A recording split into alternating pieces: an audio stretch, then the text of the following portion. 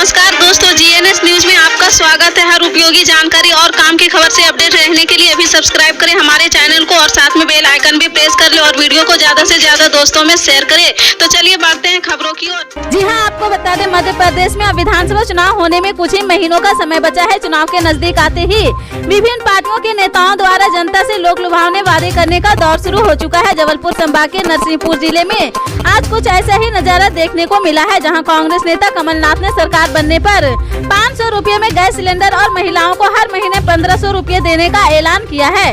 मध्य प्रदेश के पूर्व मुख्यमंत्री और कांग्रेस प्रदेश अध्यक्ष कमलनाथ ने नरसिंहपुर में एक जनसभा को संबोधित करने के दौरान कहा कि मध्य प्रदेश में कांग्रेस की सरकार बनते ही हम 500 रुपये में गैस सिलेंडर देंगे और इसके अलावा महिलाओं को हर महीने 1500 रुपये देंगे। जी हां, आपको बता दें दिल्ली और उससे सटे आसपास के इलाकों में हो रही बेमौसम बारिश के बाद खेत में फसल पूरी तरह से बर्बाद होने के कगार पर है।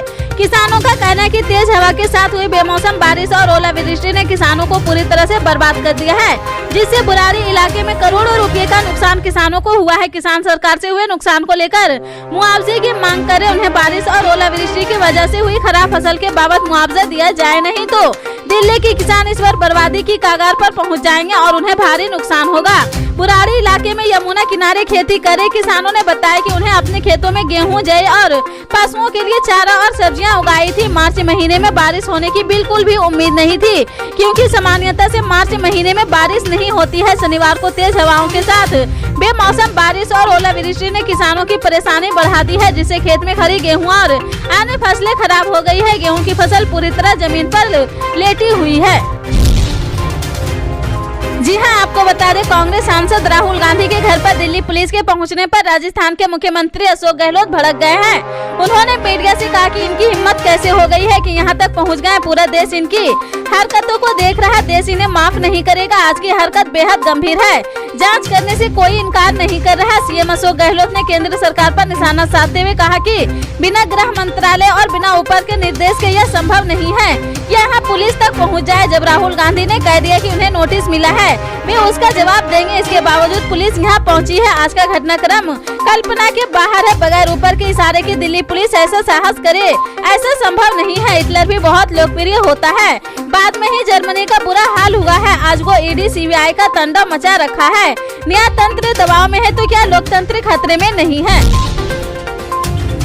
जी हां, आपको बता दें राजस्थान में सीएम अशोक गहलोत ने 19 नए जिलों के ऐलान करके पुरानी पेंशन स्कीम और अन्य सरकारी योजनाओं के दम पर सत्ता में वापसी का दावा किया है। लेकिन राजस्थान में सबसे बड़ा टकराव गहलोत और पायलट के बीच है। इस टकराव के जरिए आप राजस्थान में एंट्री की तैयारी में है। बताया जा रहा है कि आपका सबसे अधिक फोकस भी राजस्थान रहेगा, जिससे अच्छी संख्या में सीटें लाई जा सके, क्योंकि यहाँ बीजेपी में भी कम विवाद नहीं है। इसका भी आप लाभ उठाना चाह रहे। इस प्लान में आपको कितनी सफलता मिलती है, यह देखना दिलचस्प रहेगा। 2018 के विधानसभा चुनाव में कांग्रेस और भाजपा के बीच वोट प्रतिशत का मामूली अंतर था। सीटों का भी गैप बहुत अधिक नहीं था। कांग्रेस को कुल 39.30% तक मिला है, जबकि भाजपा को 38.8% तक मिला है।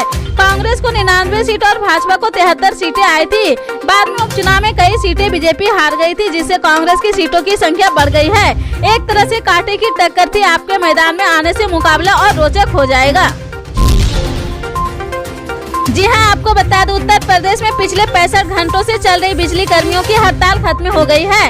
अब उम्मीद जताई जा रही कि कर्मी रात से 10 बजे से काम पर वापस लौटने लगेंगे और चमराई हुई बिजली व्यवस्था दोबारा ठीक हो सकेगी। हड़ताल खत्म होने का ऐलान रविवार को कर्मचारी संघ के नेता और ऊर्जा मंत्री ए.के. शर्मा और चेयरमैन एम.ए. देवराज की बैठक के बाद हुआ है। हालांकि शनिवार शाम हुई इसी तरह की बैठक बेनतीजा रही थी। वहीं अब संघर्ष समिति और कॉर्पोरेशन सोमवार को हाईकोर्ट में अपना पक्ष रखेगा। हड़ताल खत्म होने की घोषणा के बाद ऊर्जा मंत्री ए.के. शर्मा ने कहा कि सरकार की ओर से कर्मचारियों की सभी मांगों पर सकारात्मक तरीके से विचार किया जा रहा है। बताया जा रहा है कि हड़ताल के दौरान जिन भी कर्मचारियों को सरकार ने बर्खास्त किया था, उन्हें अब वापस लिया जाएगा। संघर्ष समिति के संयोजक शैलेंद्र दुबे ने कहा कि हम किसी भी कीमत पर उपभोक्ताओं को नुकसान नहीं देना चाहते हैं। कर्मचारी हक की लड़ाई लड़ते रहेंगे। अभी समझौते को लागू करने का आश्वासन दिया गया है, इस वजह से हड़ताल वापस ले रहे हैं। जी हां, आपको बता दें पंजाब से मिली बड़ी खबर के अनुसार अब खालिस्तानी समर्थक अमृतपाल सिंह को पकड़ने के लिए पुलिस का पंजाब के गुरुदासपुर और लुधियाना में फ्लैग मार्च जारी है। वहीं राज्य में मोबाइल इंटरनेट सेवाएं 20 मार्च तक बंद कर दी गई है। गौरतलब है कि कट्टरपंथी उपदेशक अमृतपाल सिंह के फरार रहने की बीच आज पंजाब पुलिस को जालंधर जिले में एक लवारिस कार मिली है, जिससे कि एक राइफल और कई दर्जन कारतूस बरामद किए गए हैं। पुलिस ने हथियार बरामद किए और कहा कि इसकी संभावना है कि काले रंग की यह कार शनिवार को अमृतपाल की काफिले का हिस्सा था।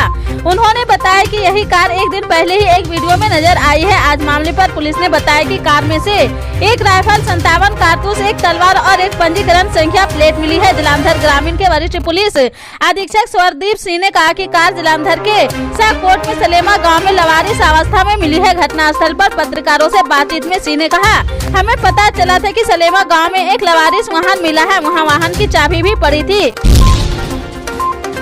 जी हां, आपको बता दें, विवादित यूट्यूब मनीष कश्यप की अब पटना की कोर्ट में पेशी की जाएगी। पश्चिम चंपारण से गिरफ्तार करने के बाद शनिवार को ही आर्थिक अपराध इकाई आरोपी को पटना लेकर आ गई थी। राजधानी लाकर आरोपी यूट्यूबर से लगातार गहन पूछताछ की गई है। कोर्ट में पेश किए जाने के बाद पुलिस उसकी रिमांड मांगेगी ताकि आरोपी से लंबी पूछताछ की जा सके।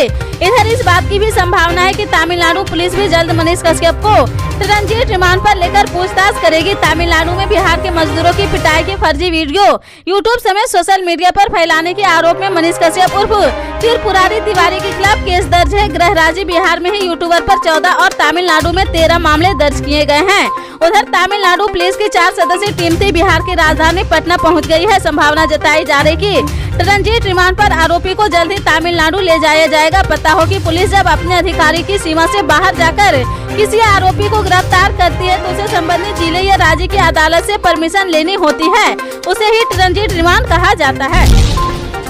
जी हां, आपको बता दें, भारत में 129 दिन बाद एक दिन में कोविड-19 के 1000 से अधिक मामले दर्ज किए गए हैं, जबकि उपचाराधीन मरीजों की संख्या बढ़कर 5915 हो गई है। केंद्रीय स्वास्थ्य मंत्रालय के रविवार सुबह 8 बजे तक अद्यतन आंकड़ों के अनुसार देश में 24 घंटे के भीतर संक्रमण के कुल 1071 नए मामले दर्ज किए गए हैं, जबकि 3 और मरीजों की जान गंवाने से मृतकों की संख्या बढ़कर 5,30,802 हो गई है। देश में कोरोना वायरस से राजस्थान और महाराष्ट्र में एक मरीज की मौत हुई है। वहीं केरल में कोविड-19 से मौत के आंकड़ों का पुनर्मिलान करते हुए एक मामला जोड़ा गया है।